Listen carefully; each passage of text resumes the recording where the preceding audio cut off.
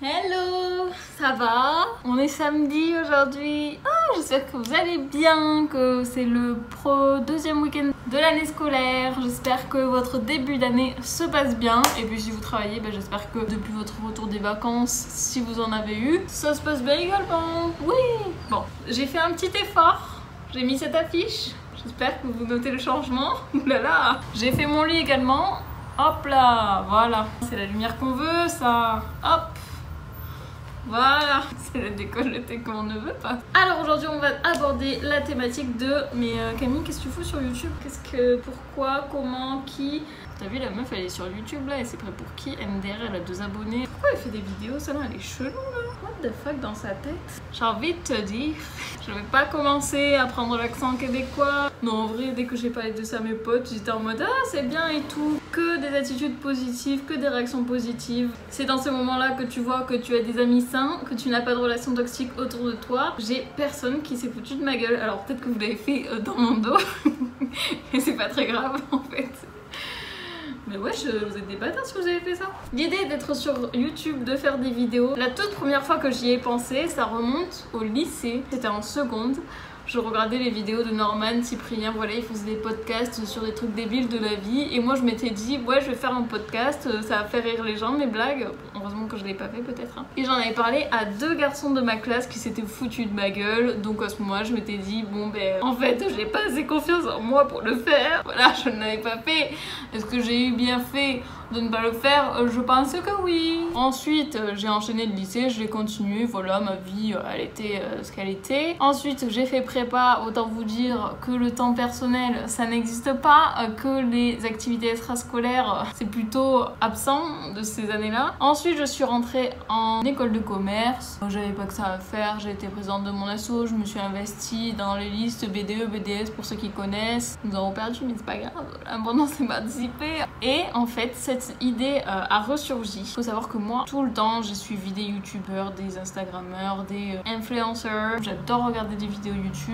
Et cette idée a ressurgi quand j'ai fait mon voyage à Singapour et en Malaisie. Et pendant ce voyage, je me disais, purée, mais Camille, quand même, tu vis des trucs de ouf dans ta vie. Il faudrait quand même que tu les partages. Arrête de faire l'égoïste un peu là. Et donc, c'est à ce moment-là que je me suis dit, bon, je vais filmer ce voyage. Et pendant ce voyage, j'étais en mode, oh mon dieu, mais en fait, meuf, t'as vécu plein de choses. Enfin, mes parents, ils ont eu un bateau, j'ai été présidente de mon asso, j'ai fait une école de commerce, j'ai fait prépa. Amoureusement parlant, ça n'a pas été tout rose. Loin de là. Et à ce moment-là, quand j'ai fait mon voyage, je sortais d'un stage qui s'était pas hyper bien déroulé, bon bref. Et je me suis dit, mais en fait, t'as énormément de choses à raconter, vas-y, partage et tout. Et puis, ce qui m'a beaucoup tenu à cœur aussi, c'était de raconter la réalité de ce que c'est la vie à Madagascar. Parce que moi, quand je me suis dit, je vais faire un stage humanitaire à Madagascar, j'étais à des années-lumière de m'imaginer la réalité de la vie là-bas. Comment vivent les gens, avec quoi, la mentalité. Vraiment à des années-lumière de m'imaginer qu'il y avait des personnes qui vivaient dans des conditions aussi horribles et aussi peu confortables, à quel point nous on était privilégiés. Bon bref, j'en ai déjà parlé dans une autre vidéo, mais je pense que Madagascar c'est un sujet que je vais réaborder après. Je prends le temps parce que voilà, je préfère me sentir prête, hein. Là, on a le temps. Ils agressent pas Camille, ils t'ont rien fait. Ils regardent ta vidéo, ils sont bien gentils d'avoir cliqué. Donc voilà, à ce moment-là, dans mon voyage à Singapour et en Malaisie, j'ai réfléchi à tout ça, bref. J'ai filmé, etc. Quand je suis rentrée en France, c'était du coup juillet 2019. Je me suis dit, bon, là, il va falloir monter la vidéo. Et en fait, j'avais une peur bleue de ce qu'allaient penser les gens, mais de toute façon, c'est ridicule de faire une vidéo et de la poster sur YouTube alors que t'as 0 abonnés, ça intéressera qui? Oui, c'était surtout, de toute façon, là, t'as pas le temps, là, j'enchaînais avec un stage, bref, c'était pas ouf. En plus, j'étais en colocation pour filmer alors que t'es avec une meuf que tu connais pas.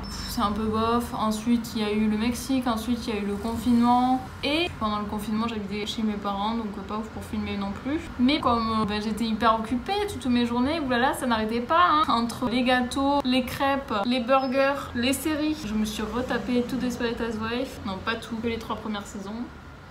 Bref, à ce moment-là, je me suis dit, bon meuf, t'as le temps, reprends le montage de ta vidéo. Ah oui, j'avais commencé mon montage sur iMovie en juillet. Entre-temps, je me suis mis avec mon copain. Ça aussi, il va falloir que je vous en parle, hein. Ça fait 2 ans qu'on est en relation à distance. Moi, je trouve qu'on a une relation hyper saine. J'ai envie de partager ce que c'est pour moi une relation hyper saine, ce que ça implique, la relation à distance, comment tu tiens. Je l'aime. Oui, donc je me suis mise avec Julien et il faut dire que c'est un geek dans l'âme. Donc il a fait en sorte que Final Cut Pro apparaisse comme par magie sur mon ordinateur. Tu vois ce que je veux dire? Ça m'a motivée, mais voilà, j'ai attendu quand même pas mal de temps avant de vraiment me relancer. Et quand j'ai eu Final Cut Pro, j'ai mis énormément de temps. Je crois que pendant une semaine, à part les cours et les trucs de la vie, je faisais que ça, que monter ma vidéo, ma première vidéo. Et j'ai été trop contente de mon copain qui m'a dit ah, je suis fière de toi, et ma mère qui m'a dit qu'elle était fière de moi. Et ça n'a pas de prix, quoi, que tes proches soient fiers de toi, qu'ils te le disent, que ça se voit dans leurs yeux. Je trouve que c'est la plus belle chose du monde. Enfin bref, j'ai aussi failli mourir en bateau d'ailleurs, hein. On n'en parle pas assez de ça là, hein. Je vous raconterai. Donc après cette première vidéo, j'ai décidé de faire la deuxième. Il y en a 2 autres qui sont sortis, mais ensuite j'ai dû sortir ma 4e vidéo genre fin mai. Mais voilà, j'étais chez mes parents, prendre ta caméra, parler, sachant que les autres ils t'entendent, c'est un peu relou.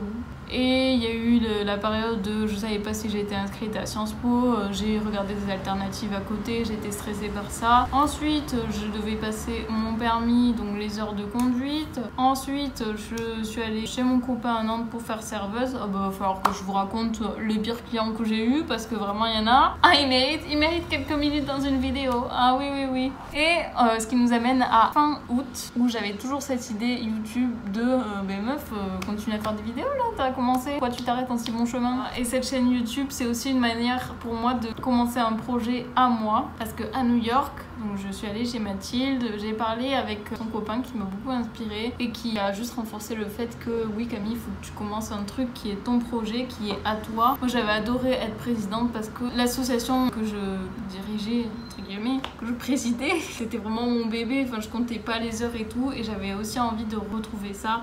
Et je pense que de nos jours, à l'heure digitale, la vidéo c'est un bon moyen de se faire entendre, de faire passer des messages, de développer une communauté. Et moi, à moyen long terme, j'aimerais bien défendre mes idéaux, défendre les choses dans lesquelles je crois et aussi voilà, pouvoir participer à des projets dans lesquels je suis mon propre patron. Donc c'est un petit projet entrepreneurial, YouTube finalement. Si ça peut me permettre de m'ouvrir des portes, d'avoir une voix entre guillemets, de vous divertir, de vous apprendre quelques trucs, de vous aider, de partager. En plus, moi, ça me donne vraiment une ligne conductrice dans ma journée, quoi. Je suis obligée de faire la vidéo. Ce qui est bien en faisant une vidéo par jour, c'est que t'as pas le temps de voir si telle vidéo, elle a moins marché, elle a machin un truc. Et dès que j'ai un nouvel abonné, je suis en mode wouh, champagne! Ça me fait rire.